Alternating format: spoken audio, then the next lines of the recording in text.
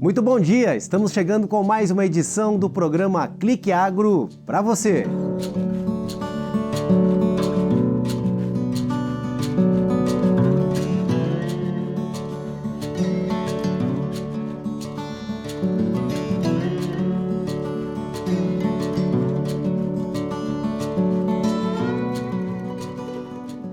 E a entrevista desta semana destaca o bom momento dos grãos em Santa Catarina. Uma entrevista com o agrônomo Diogo Deotti a respeito desse momento especial nesse setor. Olá, estamos retornando para mais uma entrevista no nosso Clique Agro. Hoje recebendo pela segunda vez, um dos primeiros entrevistados aí foi o Deotti, o Diogo Deotti, que trabalha na Cidasc, que nos trouxe uma informação na época sobre o vazio da soja, a preparação do solo, né, para essa cultura que é tão importante em Santa Catarina.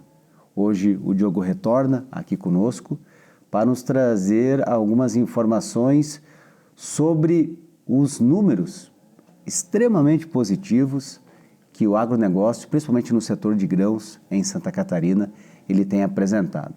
No último boletim agropecuário da Epagri-Cepa, nós vimos índices principalmente com destaque para o feijão, que superou, né, a sua produção em relação a uma comparação de uma safra para outra em 33%. Vemos também um aumento considerável de 11,18% do milho, e esse bom momento traz o Deotti aqui novamente para falar sobre inclusive alguns assuntos atuais com relação a isso. Quero te cumprimentar, seja bem-vindo pela segunda oportunidade. Hoje, pelo menos, a questão climática ela foi extremamente favorável. A estiagem deu uma trégua, né, Deotti? Seja bem-vindo. Muito obrigado, Fernando. É uma satisfação estar aqui de novo falando, né, ao Clique Agro, e trazer um pouco do nosso trabalho e falar sobre o desenvolvimento dessa safra aí, que realmente uma expectativa excelente. O clima contribuiu, né? A gente não teve mais os problemas que a gente teve com doenças e pragas nas últimas safras, e realmente a expectativa é de uma produção muito boa, é uma safra excelente e que vai encher os silos aí do estado de Santa Catarina. Você falava que independente do bom momento, na semana que vem nós temos uma reunião importante que visa, né, reforçar a questão da orientação técnica para que esses números, esses índices apresentados, esses percentuais no aumento das produções, elas sigam em franco crescimento. Exatamente. O Ministério determinou, desde o ano passado, um calendário de plantio da soja para o Brasil. E ele deu a flexibilidade para os estados definirem, de acordo com as suas características, qual que seria o melhor calendário para cada estado. E num trabalho com os estados aqui do Sul, né, Paraná, Santa Catarina e Rio Grande do Sul, a gente conseguiu estender um pouco esse período de safra, possibilitando então o plantio da soja safrinha, que aqui para o nosso estado é muito importante. Então amanhã a gente vai se reunir novamente para definir o calendário de plantio da próxima safra, né, já pensando na safra 22-23. Então a gente reforça que o produtor ele precisa manter os cuidados, principalmente na questão do vazio sanitário da soja, por causa da ferrugem asiática, para a gente conseguir mostrar para o Ministério da Agricultura que aqui nos nossos estados a gente manteve o padrão de sanidade que a gente já tem nos últimos anos e que vai permitir, então, que esse calendário se mantenha, possibilitando ainda o plantio da soja safrinha. Deotti, com relação a um dos desafios que tem sido colocado é com relação ao aumento da área plantada, né? Independente de qual seja a cultura do grão que tem se buscado ampliar. Esse aumento, né? Nós temos hoje um olhar para essas áreas que já existe o cultivo, né? No momento de uma ampliação, né, o trabalho ele é mais denso, ele é mais complexo, quando você de repente destina, né, para um aumento de área plantada, quando você destina esse aumento, quando ela estava a serviço de repente, sendo utilizada de uma outra maneira. O trabalho é mais complexo, é mais desafiador quando você tem esse objetivo? Sim, Fernando. A gente vê aqui no estado uma substituição de áreas de pastagens para áreas de lavoura, né? E eu até pegar esse exemplo. Isso, a gente vê muito claramente isso por alguns fatores. A intensificação, né, da produção leiteira é um modelo muito mais intensivo, então com animais confinados, com alimentação no confinamento, então com silagem, com ração, né, com fenação. E outra situação é a substituição, então, de áreas de pastagens que eram consideradas degradadas, né? O produtor ele reduz a área dele com uma pastagem melhor, produzindo a mesma carga de animais e consegue destinar uma parte da área, então, para a agricultura. Porque o nosso estado a gente conhece bem, né? Uma característica de pequena propriedade, muitas áreas com um declive, né, considerável, e não tem mais muito para onde ampliar, né, essas áreas. Então, o que a gente percebe é uma intensificação, melhores produtividades e a substituição de algumas culturas por outras, né, mas sem efetivamente uma ampliação de áreas. É claro que isso traz um grande desafio, né, no preparo do solo. É um solo que vai precisar ser corrigido, ser adubado mais intensivamente, né, para conseguir se atingir os níveis de produção que se deseja. Com relação a esse destaque do feijão, né, que foi no último boletim agropecuário, ele foi enfatizado, algum trabalho em especial, algum incentivo na questão técnica, assim, para de repente ele ser, né, o destaque dessa última atualização de dados? Sim, a Secretaria da Agricultura do Estado, né, tem as 3 empresas que a compõem, né, a Cidasc, a Epagre e o Ceasa, né. Então, dentro da Cidasc e da Epagre, a gente pode destacar aí tanto esse trabalho de sanidade vegetal, né, que é o que a Cidasc busca, fiscalização e tudo mais, e na Epagre a gente tem a pesquisa e extensão rural, né, que a pesquisa da Epagre no estado tem um foco importante, inclusive aqui em Chapecó, né, para o feijão, desenvolvendo a cada ano não só variedades, né, como estudando técnicas, questão de adubação, de correção de solo, tudo isso que a gente fala no preparo, né, para melhorar essa produtividade e incentivar. E claro que a gente tem que destacar nos últimos 2 anos aí o preço, né, tanto nas commodities, né, o feijão não é considerado mas é um alimento que está no prato do brasileiro, e o preço ele superou as expectativas, e isso com certeza, né, faz com que o produtor aumente as suas áreas e se empenhe mais na produção do grão. A gente tem, você até mencionou, né, que se houve nos últimos tempos, se houve uma preocupação menor, conseguiu se prevenir, se conseguiu remediar, não sei se esse é o termo correto, a questão das pragas, né? Isso é fruto de muita pesquisa, mas também de um alerta por parte dos órgãos técnicos do governo do estado para que, de repente, aquilo que não se tinha uma atenção tão especial, a gente falou na outra oportunidade sobre a cigarrinha no milho, ou outras pragas que também possam existir. Você falava que o vazio da soja é importante para você conseguir também trabalhar em prevenção. De que maneira, o que você atribui, né, as pragas que foram tão presentes, a preocupação delas há um tempo atrás, conseguir, né, se avançar, aumentar a produção e conseguir combater de uma maneira eficiente a sua proliferação? A gente pode destacar, Fernando, nesse sentido, a gente comentou muito e foi muito falado da cigarrinha do milho no ano passado, né? Ela teve um grande impacto na safra do milho, foi realmente uma situação muito triste que aconteceu, e o poder público, junto com as empresas privadas, né, desenvolveram, esse ano está sendo realizado um trabalho de monitoramento tanto da presença da cigarrinha quanto da infectividade dela, né? Se ela pode ou não transmitir a doença em todo o estado.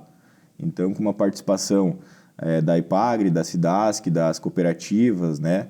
Para fazer esse monitoramento e conseguir trazer para o produtor o momento em que a cigarrinha pode transmitir a doença, quais produtos que ele tem que usar, né? Quais tratos culturais. Esse é um exemplo, né? A gente acompanhou também a safra do trigo esse ano, está acompanhando, né, o plantio da soja por causa do calendário e tudo mais, vai acompanhar lá na frente a presença da ferrugem ou não, né, para trazer essa melhor produtividade. Mas é sempre importante lembrar que é um trabalho feito a várias mãos, né?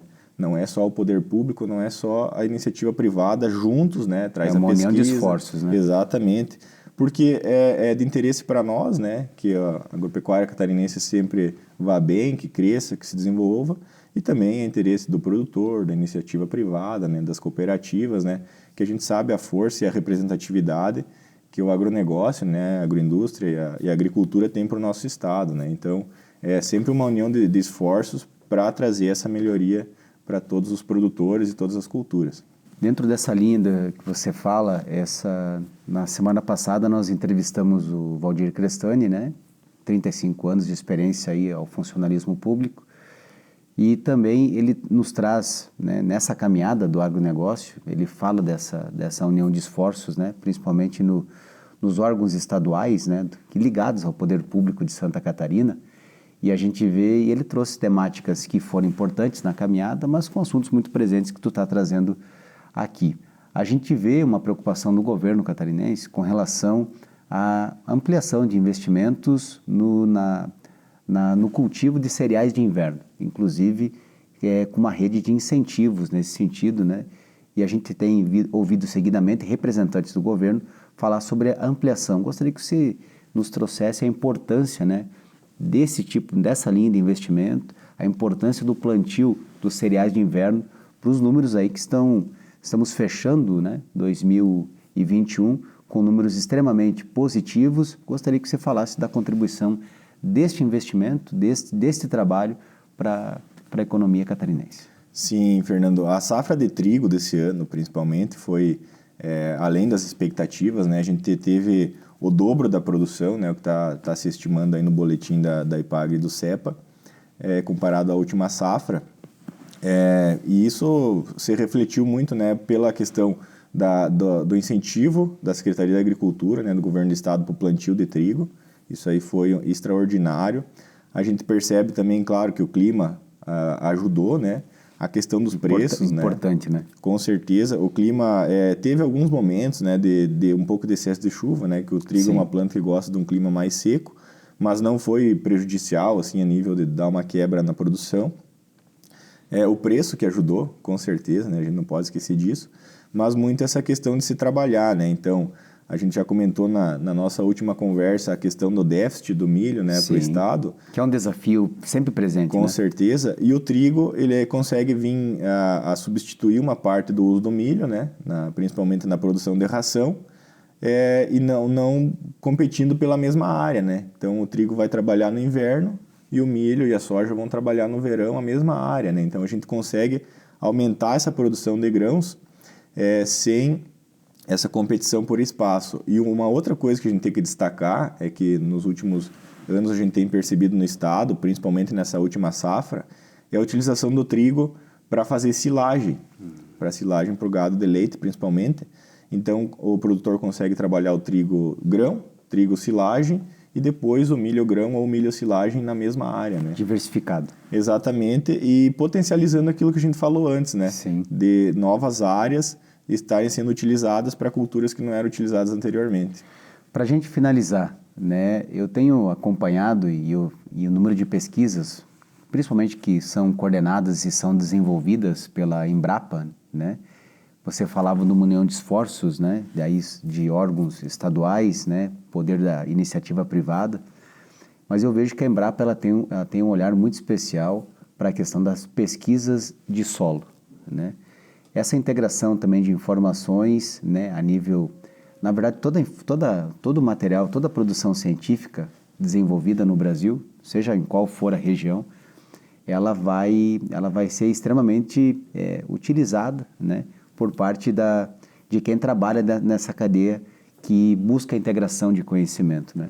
Essas pesquisas de solo demonstram, né, o desejo do Brasil conseguir, né, dentro disso que nós estamos falando aí, através de pesquisa, através de conhecimento, mas aumentar o seu potencial de produção, tendo em vista, né, um olhar tão presente do mercado internacional em cima das produções das mais diversas culturas brasileiras, né? Sim, exato. A gente tem que destacar a Embrapa, ela desde da sua fundação, né, ela foi muito importante, porque a soja que a gente vê hoje no centro-oeste, no nordeste do Brasil, né, se deve muito ao trabalho da Embrapa de desenvolver cultivares, né, que conseguissem se adaptar àquela região.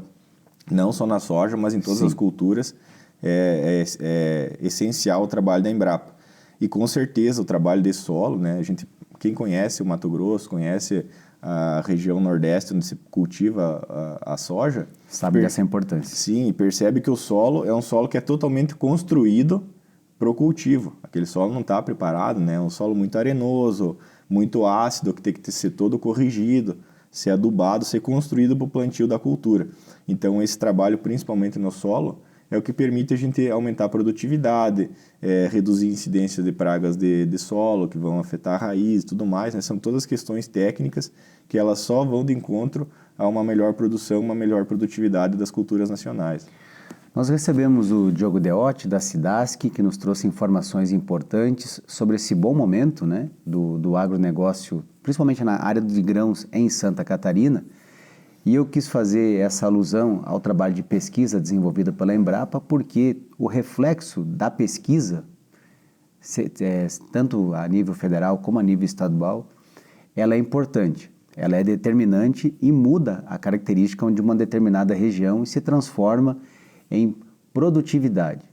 Mas o trabalho do acompanhamento dos técnicos, dos servidores, principalmente o nosso olhar aqui para Santa Catarina, para a região de Chapecó, ela é extremamente importante, Deotti, e por isso que eu queria finalizar dizendo que esse trabalho presencial, esse acompanhamento, que na verdade é um trabalho formiguinha, é um trabalho presencial, é um trabalho que muitas vezes, né, você não consegue ter uma noção da importância, né, dessa dimensão. Eu conversava com outros profissionais da Cidasc e aí com enfoque na questão do monitoramento do aspecto sanitário para que a gente mantenha, né, esse status aí em Santa Catarina, mas esse trabalho presencial ele é determinante, alinhado com a pesquisa, o resultado só pode ser positivo. Exatamente, Fernando. É um trabalho, que nem você diz, né, de formiguinha, mas é uma união de esforços, né, que a gente consegue, né, não só o setor público junto com o setor privado, ajudando, né, a gente passa uma parte e eles vão atrás de outra, né, e isso aí é que faz com que essa união de esforços faça com que Santa Catarina seja o que é hoje, né, na agroindústria, na agricultura, né, a gente consegue perceber nesses relatórios que saem a cada período como que o nosso setor produtivo, né, está cada vez mais forte, mais organizado, em busca de uma excelência, né, com certeza é isso. Com certeza não, a terceira participação do Deotti que não vai demorar para acontecer, porque nós temos outros aspectos aí para avançar. O nosso tempo hoje não permite que a gente consiga falar um pouco mais sobre esse bom momento aí que o estado de Santa Catarina, o Brasil como um todo, vivem nessa questão, principalmente na produção de grãos. Nós voltamos na semana que vem com mais informações, sempre enfocando, né, em temas que sejam relevantes, importantes e que consigam, né, traduzir para você que acompanha o nosso trabalho o porquê da pujança e o porquê das boas perspectivas que nós temos, inclusive, para o futuro aí com relação ao agronegócio brasileiro. Até a semana que vem. Tá difícil manter as portas abertas? Posso ajudar? Deixe a cooperação entrar na sua empresa. Abrimos a negociação dos melhores produtos e soluções para ajudar você a superar esse momento. Crédito, maquininha, cobrança, cartões, seguros, Pix e muito mais. MEI, abra sua conta pelo app Sicoob. Venha conversar com a gente. Venha para o Sicoob. Sicoob, faça parte. Destaque editorial desta semana fica por conta da notícia que o governo brasileiro recebeu com relação ao fim do embargo chinês à carne bovina brasileira. Depois de muita preocupação, muita apreensão, desde o mês de setembro, agora o setor respira aliviado.